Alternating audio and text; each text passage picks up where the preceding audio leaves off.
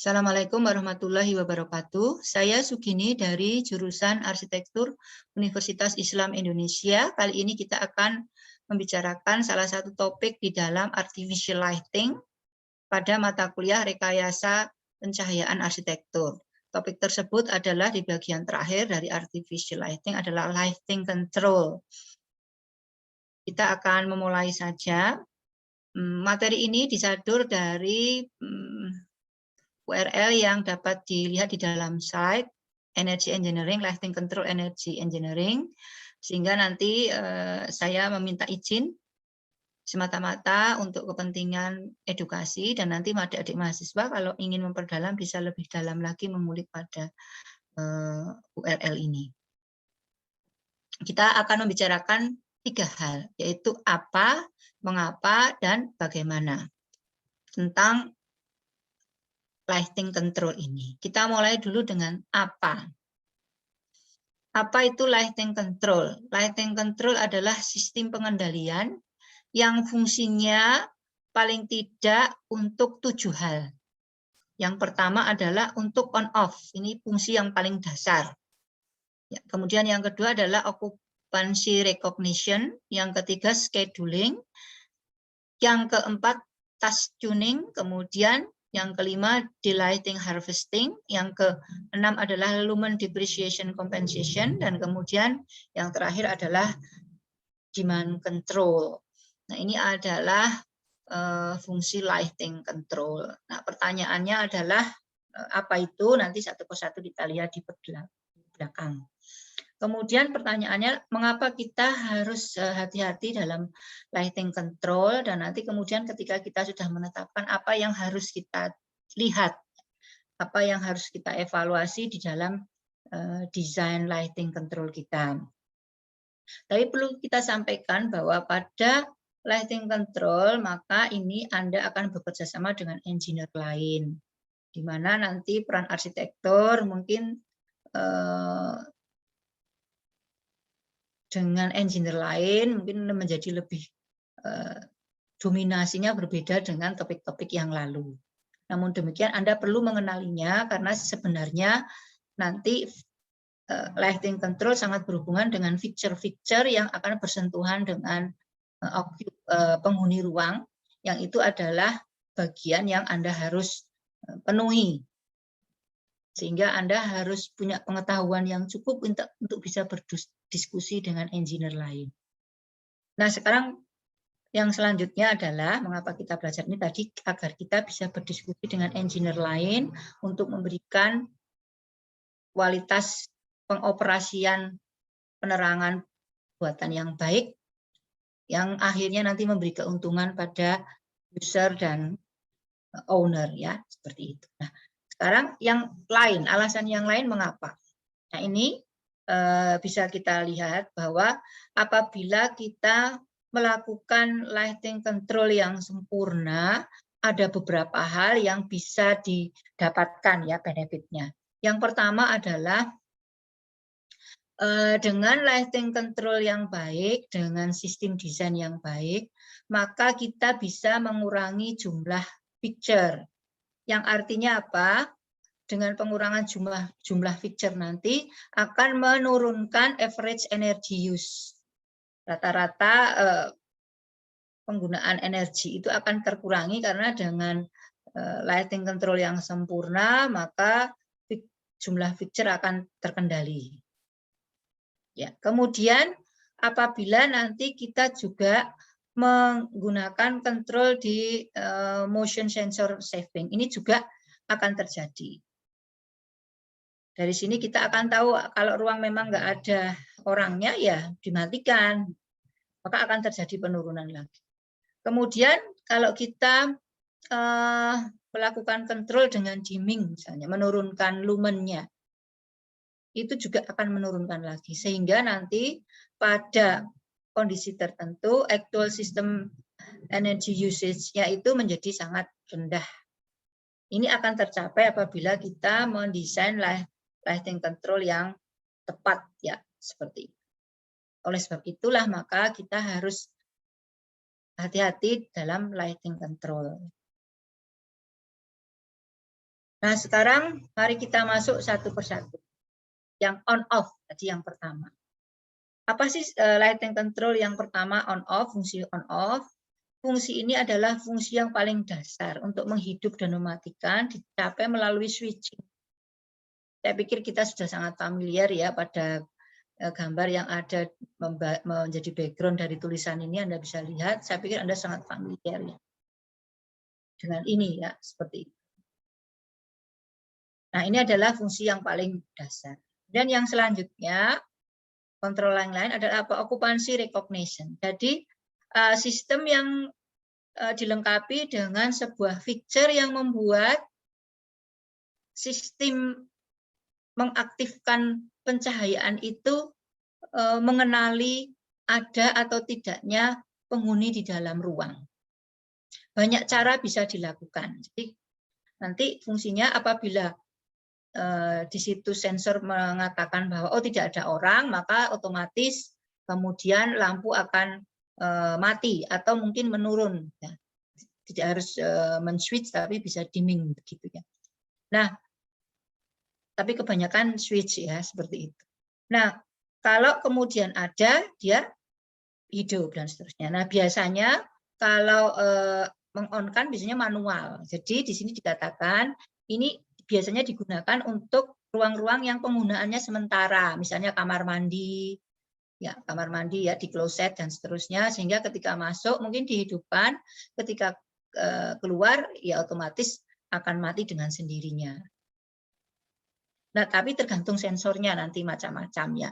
Nanti sensornya bisa menggunakan cara-cara suara ya. Jadi ini intinya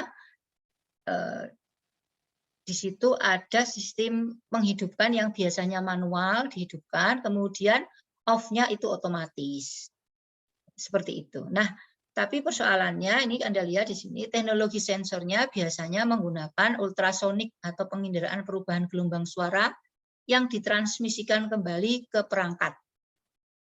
Jadi apakah ada suara di situ ya ditangkap atau tidak, atau berupa inframerah pasif, penginderaan perubahan panas di daerah, atau kombinasi keduanya. Jadi misalnya di area-area sementara, misalnya di kamar mandi seterusnya, kalau tidak ada gerakan, tidak tertangkap, ya kemudian sensor itu akan mengirim perintah untuk mati dan seterusnya.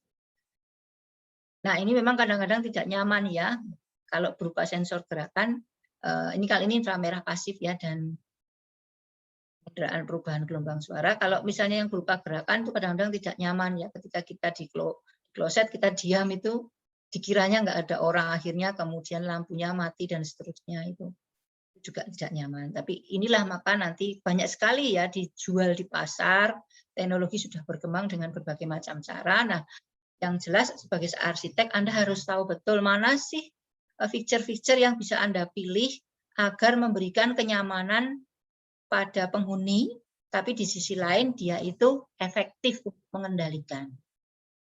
Fungsinya seperti itu ya. Nah, ini alat-alat yang di belakang ini adalah alat-alat yang biasanya dipasang ya untuk mengenali apakah ada penghuni atau tidak di ruang-ruang tertentu atau di zona-zona tertentu.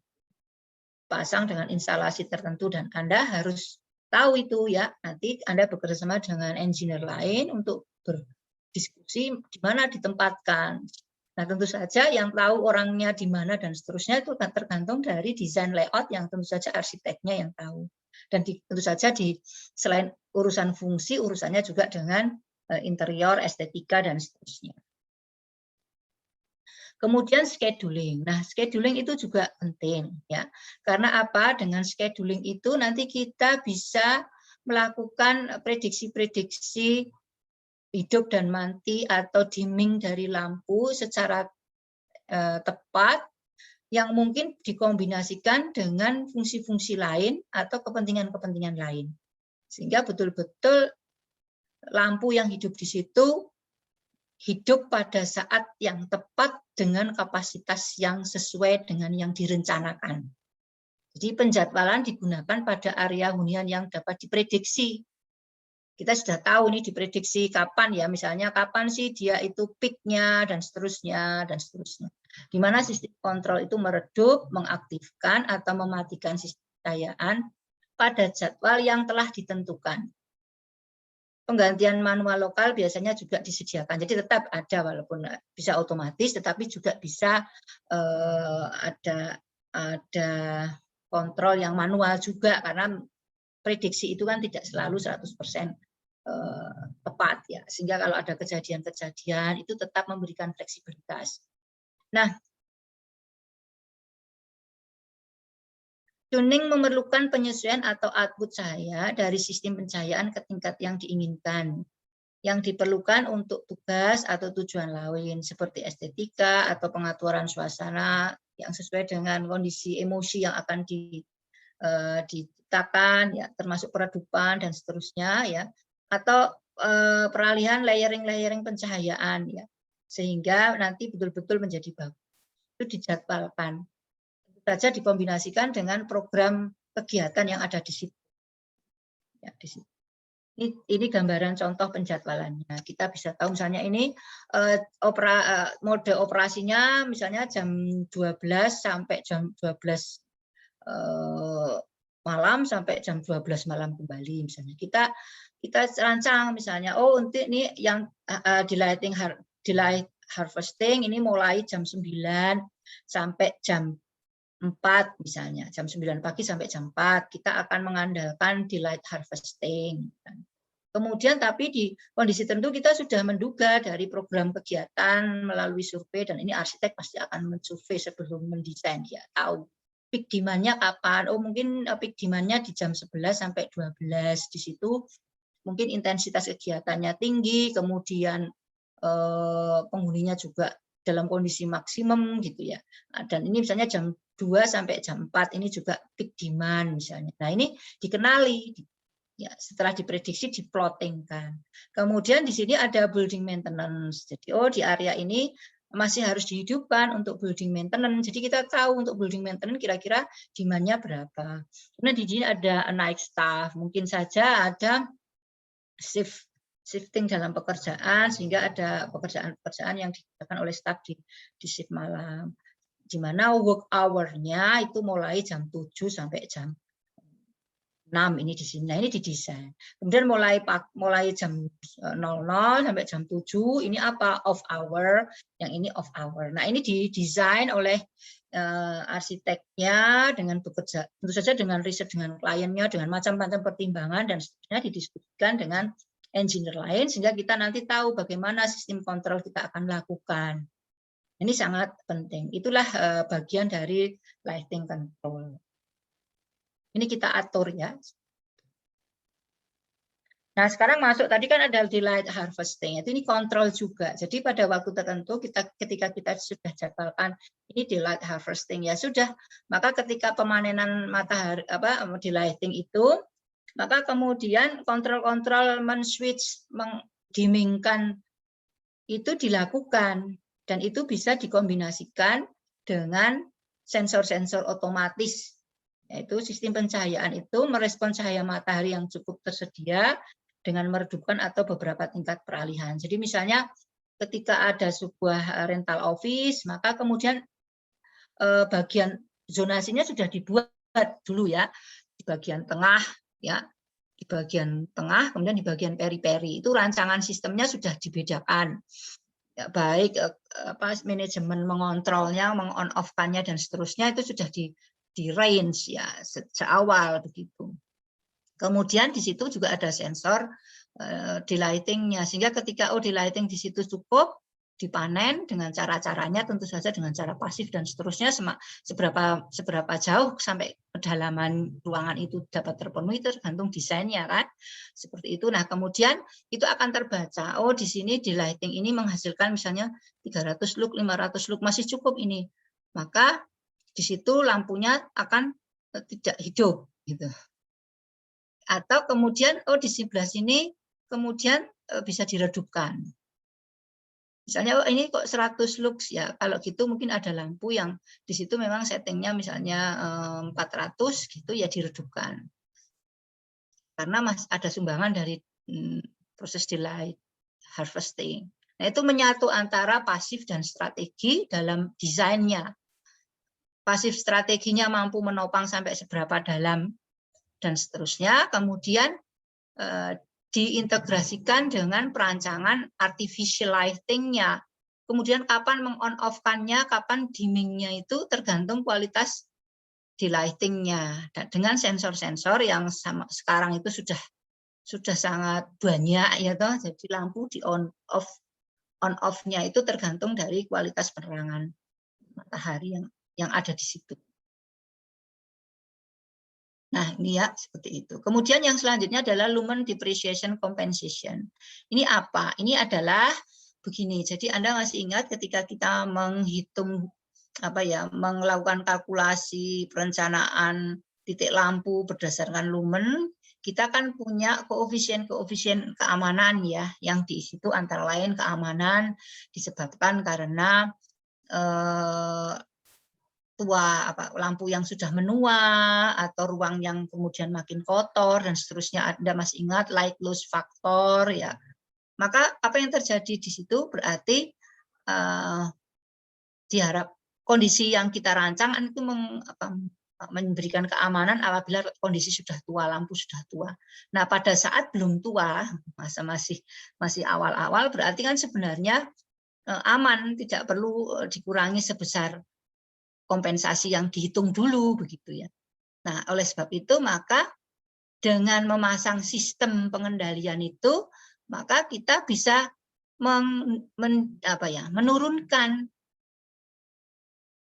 Jadi di sini dikatakan kompensasi penyusutan lumen itu mengambil keuntungan dari kenyataan bahwa bagian besar sistem pencahayaan dirancang berlebihan ya.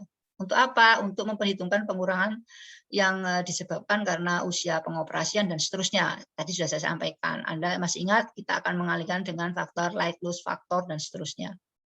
Jadi mirip dengan yang sebelumnya di light harvesting, maka strategi ini kemudian membuat kita bisa menurunkan. Sebenarnya itu nggak sebesar itu loh, nggak perlu lampunya hidup semua atau nggak perlu lampunya hidup dalam lumen yang maksimal, bisa diturunkan sebenarnya karena sebenarnya dulu ada angka keamanan waktu menghitung begitu. Nah, ini lumen depreciation compensation itu dalam kasus yang demikian ya, seperti itu. Nah, kemudian yang lain adalah demand control ya. Demand control itu adalah tadi ada jadwal ya, peak hour misalnya. Jadi pada jam tertentu atau pada perhitungan-perhitungan tertentu, kita mungkin basisnya perhitungan kebutuhan lumennya itu pada jam-jam puncak begitu ya. Nah, pada kenyataannya mungkin saja jam-jam puncak itu lamanya tidak selama yang kita rencanakan atau puncaknya itu tidak setinggi yang kita rancang.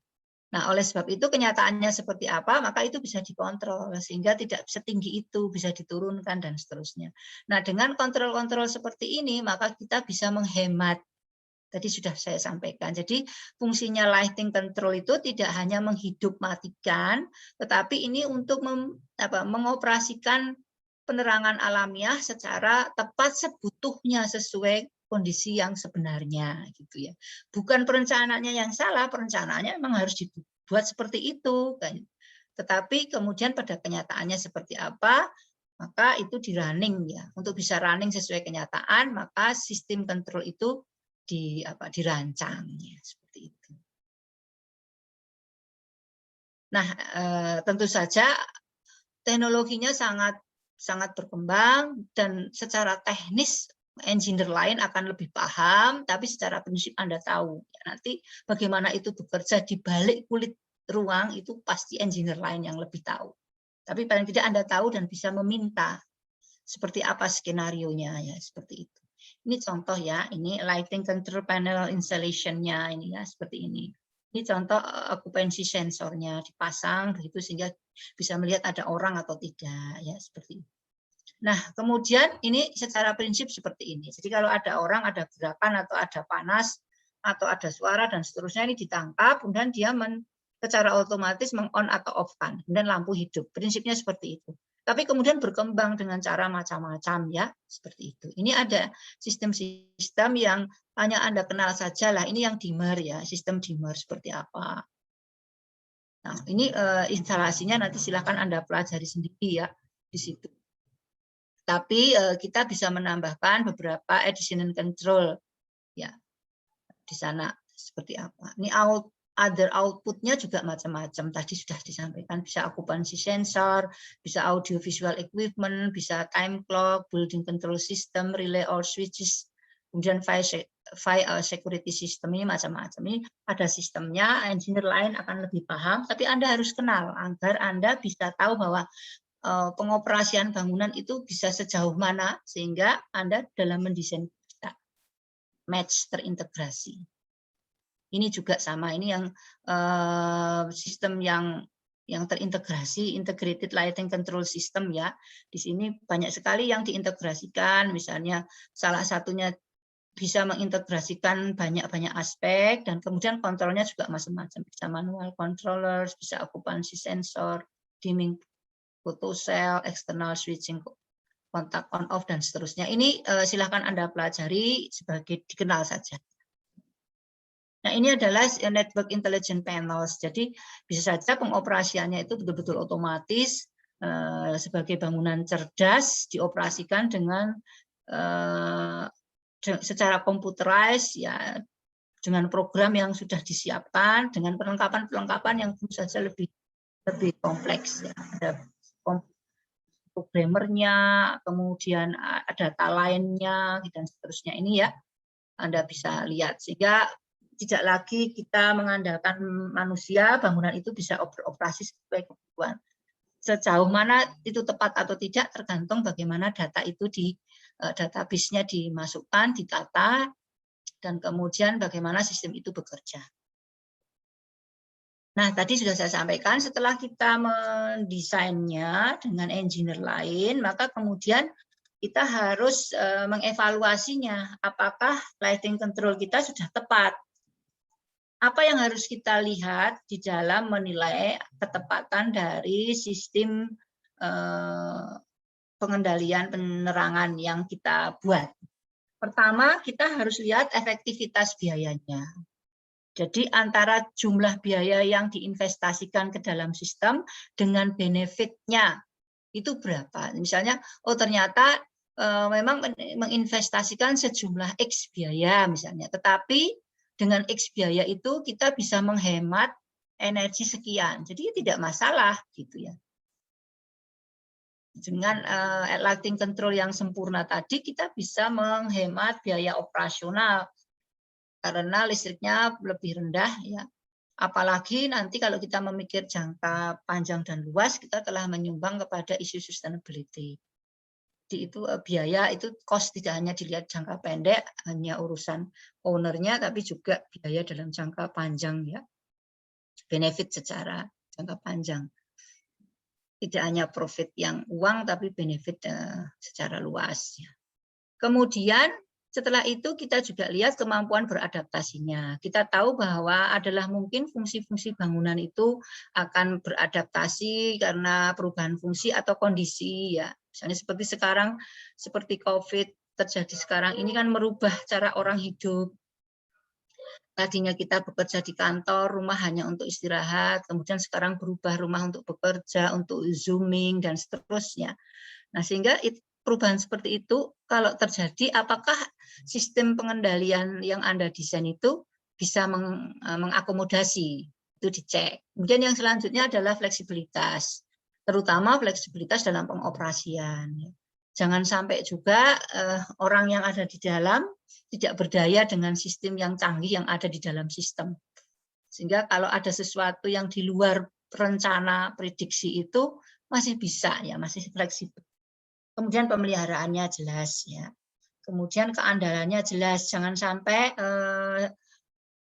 kita sudah merancang tiba-tiba sangat-sangat canggih gitu. Ketika pada suatu waktu tertentu tiba-tiba sistem itu tidak bekerja dan kita penghuni ruang tidak bisa berbuat apa-apa. Tidak bisa diandalkan ya, keandalannya, reliability-nya ya. Kemudian kemampuan di program, mungkin kita punya rancangan tuntutannya banyak, database-nya banyak, tapi ketika itu diserahkan kepada programmer untuk membuatnya dengan otomatisasi yang tepat, itu memberikan kesulitan yang membuat tidak bisa diprogram. Ya, itu mungkin terjadi. Kemudian sehingga harus diturunkan tuntutannya ya. Kemudian kompleksitas juga harus diperhatikan. Kemudian interoperabilitasnya. Jadi adalah mungkin ada perubahan-perubahan cara mengoperasikannya, baik pihaknya, orangnya atau sistemnya. Itu bisa nggak di switch-switchkan gitu ya. Nah, itulah lighting control setelah jadi harus dievaluasi berdasarkan 8 kriteria ini. Setelah ini dievaluasi dan bagus, maka sistem lighting control kita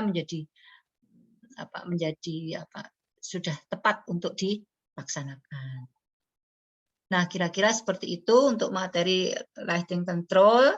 Ini adalah lebih kepada untuk pengenalan yang nanti secara detail teknisnya seperti apa, silahkan Anda perdalam. Teknologi sudah banyak berkembang, ya banyak sekali produk-produk dijual, ya dan itu sudah umum ya. Saya pikir Anda bisa mengulik lebih dalam di sumber-sumber yang tersebar di dalam informasi-informasi terkini. Begitu saja yang bisa saya sampaikan. Mari kita tutup. Alhamdulillahirabbil alamin. Assalamualaikum warahmatullahi wabarakatuh.